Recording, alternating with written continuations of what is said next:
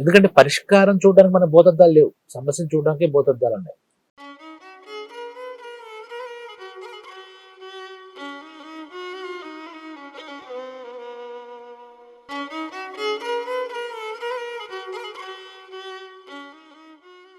హంసధ్వని కార్యక్రమానికి స్వాగతం, సుస్వాగతం.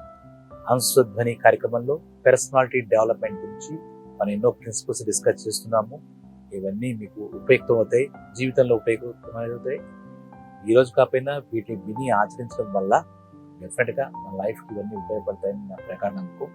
ఒక్కొక్క సబ్జెక్టు చెప్పాలంటే గంటల రోజులు చెప్పచ్చు, కానీ మనకున్న పరిస్థితి బట్టి, మనకున్న ఓపిక బట్టి, మనకున్న తీరిక బట్టి 5-6 నిమిషాల్లో చెప్పాలి. కాబట్టి నేను చాలా క్లుప్తంగా, సరళంగా మీకు చెప్పడానికి ట్రై చేస్తున్నాను. ఇందులో మీరన్నీ విని తెలుసుకోండి, ఆచరించండి, అభివృద్ధిలోకి రండి.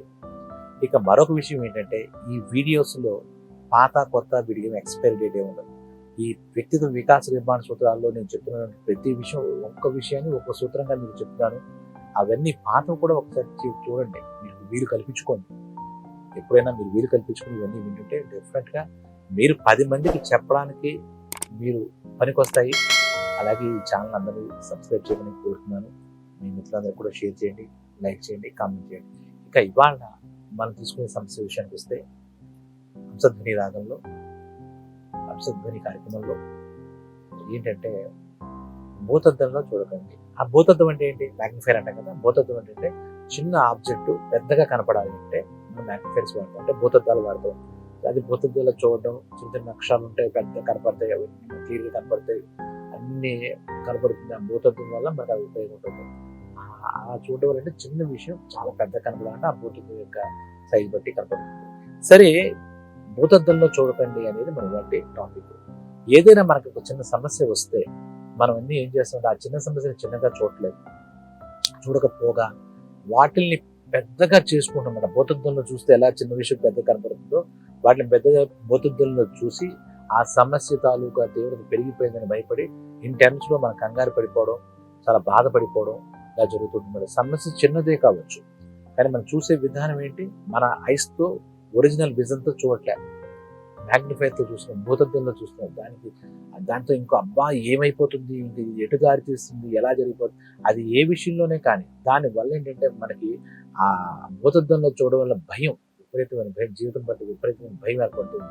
కాబట్టి ముందు మన చూపులో, మన విజన్లో, మన యాక్చువల్ విజన్ దాని ఎంత సైజులో ఉందో ఆ ఆబ్జెక్ట్ సైజు బట్టే మనం చూడాలి సమస్య.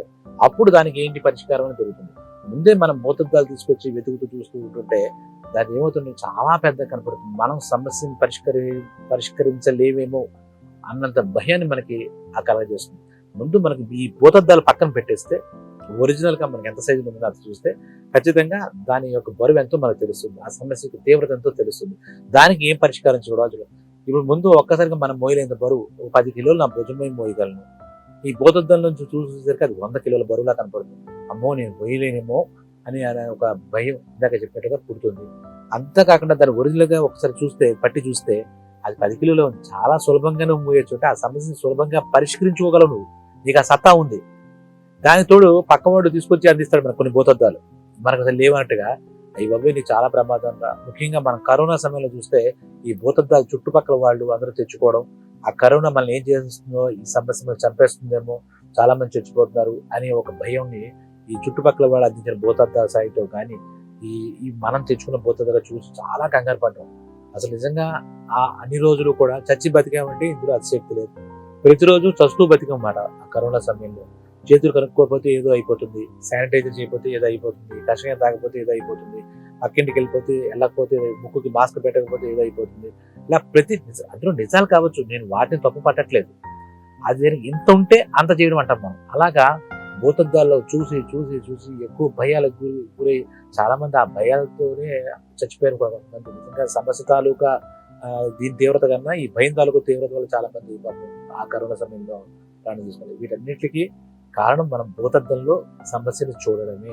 ఇది అన్ని విషయాలకి అప్లై అవుతుంది. ప్రతి విషయానికి అరే ఇంతే ఉంది కదా అనుకుంటే మనకి ఆ పని సింపుల్గా చేస్తాం. బాబోయ్ అంత ఉందా అంటే మనం చేయలేము. కాబట్టి సమస్య యొక్క తాలూకాను మనం భూతద్దంలో చూసి అంచనా వేయకూడదు. అంచనా వేస్తే మనం, ఎందుకంటే పరిష్కారం చూడడానికి మన భూతద్దాలు లేవు, సమస్యను చూడడానికే భూతద్దాలు ఉన్నాయి. ఆ ఆ భూతద్దాలు పరిష్కారం చూడడానికి కూడా ఉంటే మనకు అసలు ఎటువంటి గొడవ లేదు, కానీ వాటి లేదు. కాబట్టి మన దృష్టి ఎప్పుడూ కూడా ఒరిజినల్ ఆబ్జెక్ట్నే చూద్దాం, మన ఓన్ విజన్తో చూద్దాం.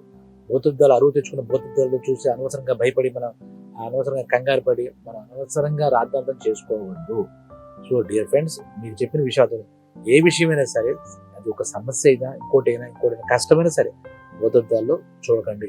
ఒకవేళ మీరు చూడాలని అనుకుంటే సమస్య తాలూకు పరిష్కారాలు భూతద్దంలో చూడండి.